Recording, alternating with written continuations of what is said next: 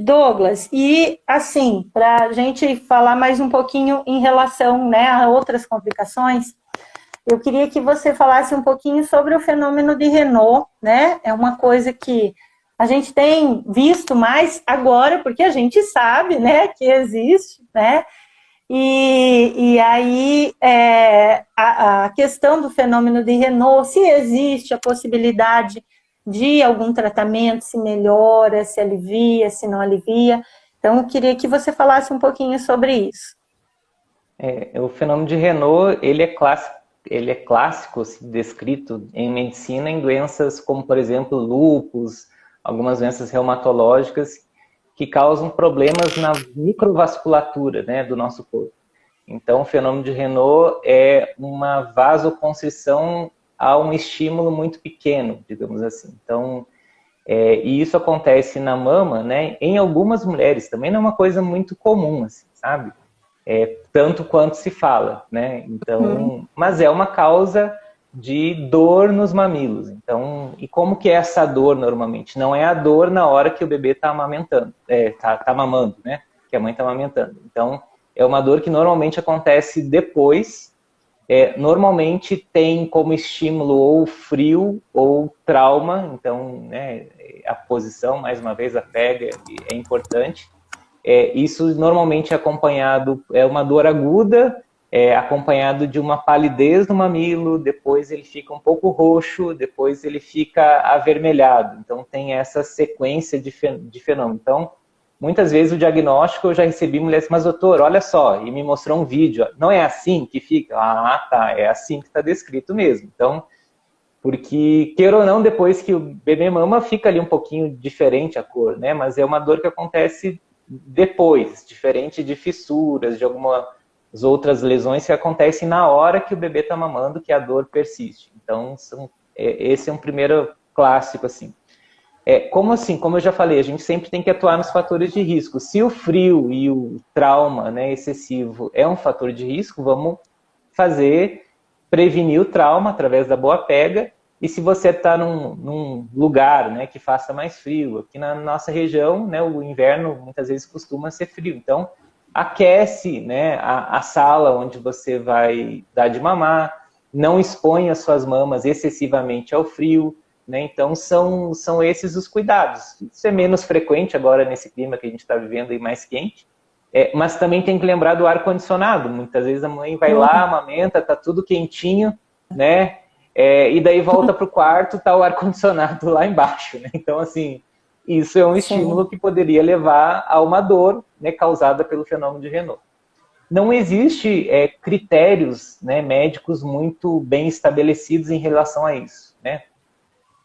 Porque, assim, é difícil a gente pegar assim, um contexto de milhares de casos, como tudo na medicina, né? Milhares de casos que comparou um tipo de tratamento com outro tipo de tratamento.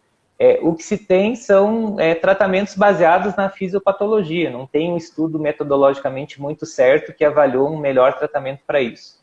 Então, o que se tem muitas vezes é o uso de um antihipertensivo que ele é vasodilatador, chamado nifedipina, tá? Mas que também pode levar a efeitos colaterais que podem causar mais desconforto na mulher, como rubor facial, a dinamia, ela fica mais... sintomas de pressão baixa, você vai dar um remédio antihipertensivo para uma mulher que tem uma pressão normal, né? Então isso deixa, muitas vezes, com alguns efeitos colaterais. Mas já tive mulheres que ficaram bem, né? Que resolveu bem. Então, em primeiro lugar, é atuar nesses fatores de risco, evitar a exposição ao frio, né?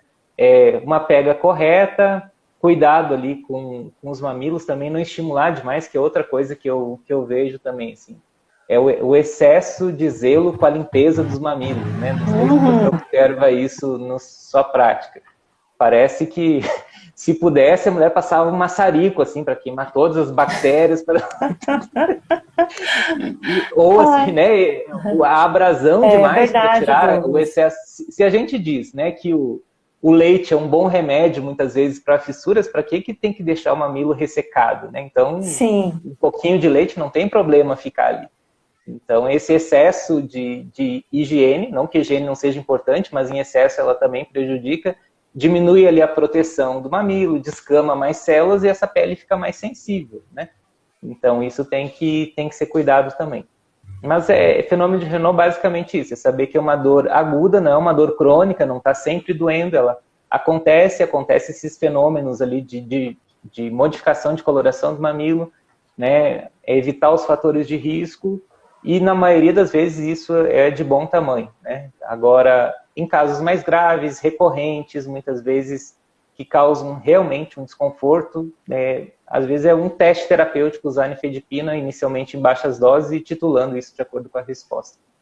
Uhum, e assim, como o Douglas falou, ela não aparece em muitas mulheres. Às vezes a gente acaba, né, normalizando uma coisa porque a gente viu em, né, uma situação ou outra, e aí tudo pode ser, né? Hoje mesmo eu atendi uma mãe, um bebê de 18 dias com dor, Douglas, né?